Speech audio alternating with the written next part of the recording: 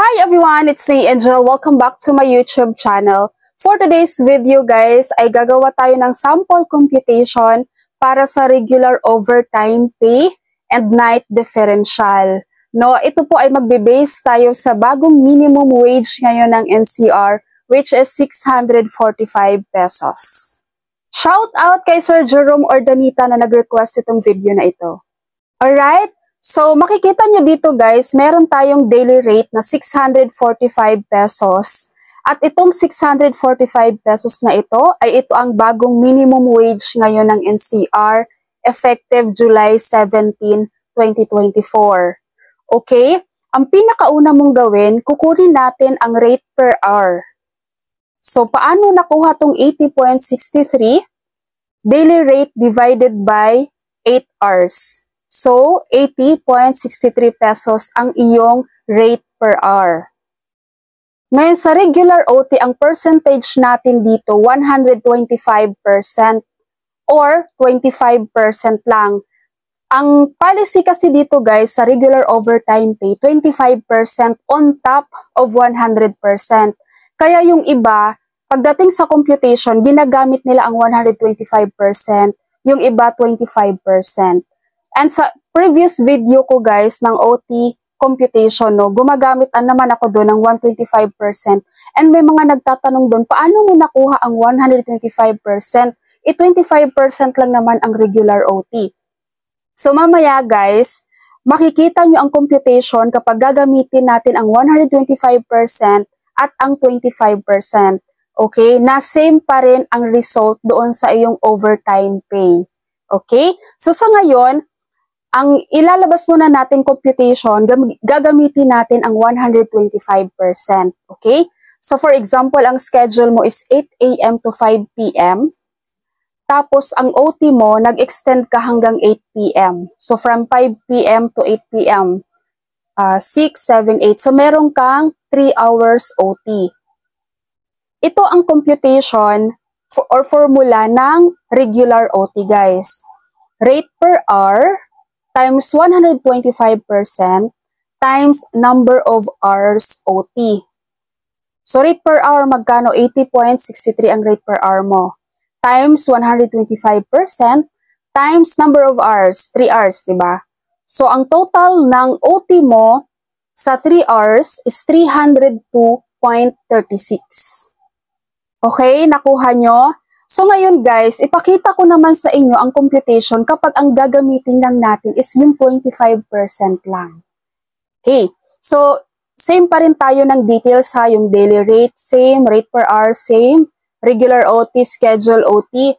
So ang computation natin dito guys, same pa rin, pero papalitan lang natin to ng 25% lang. So rate per hour times 25% times number of hours OT.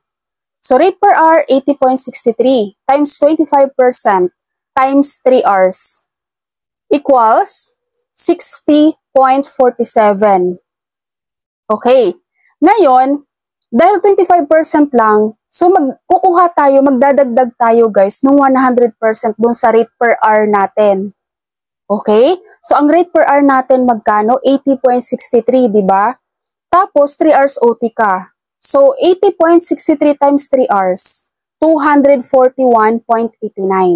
I-add mo yung 60.47 equals 302.36 pa rin.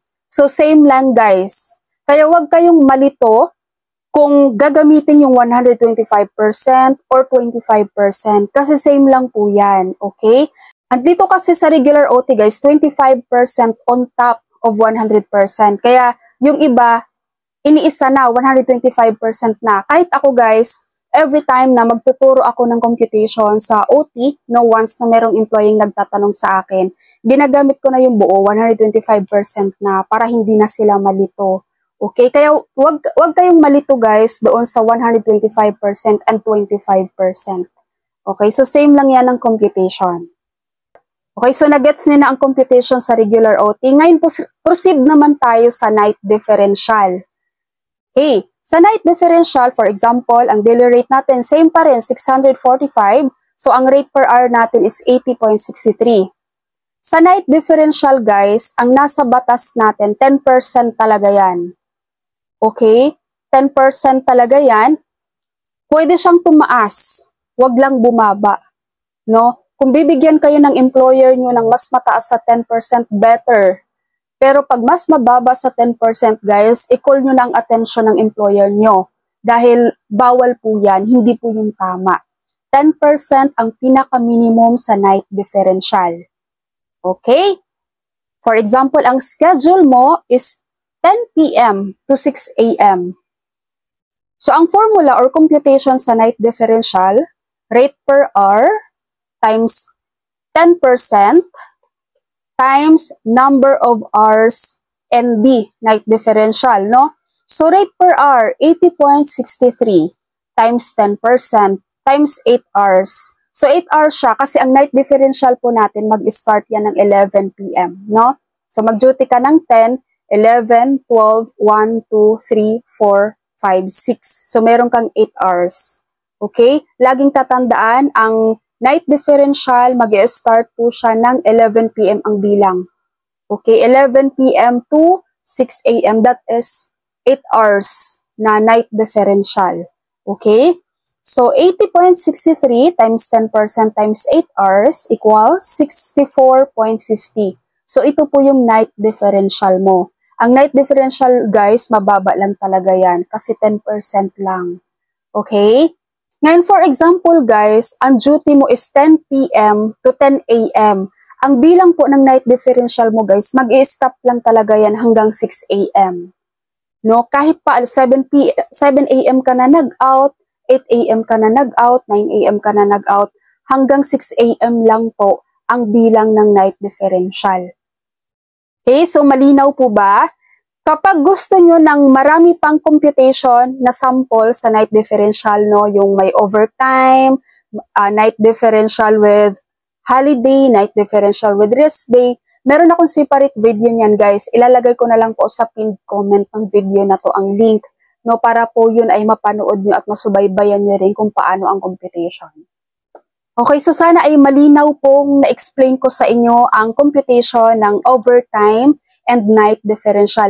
If you have questions guys or meron kayong request na gagawan ko ng tutorial video, just comment below. That's all for my video for today. Thank you so much for watching everyone. God bless you all.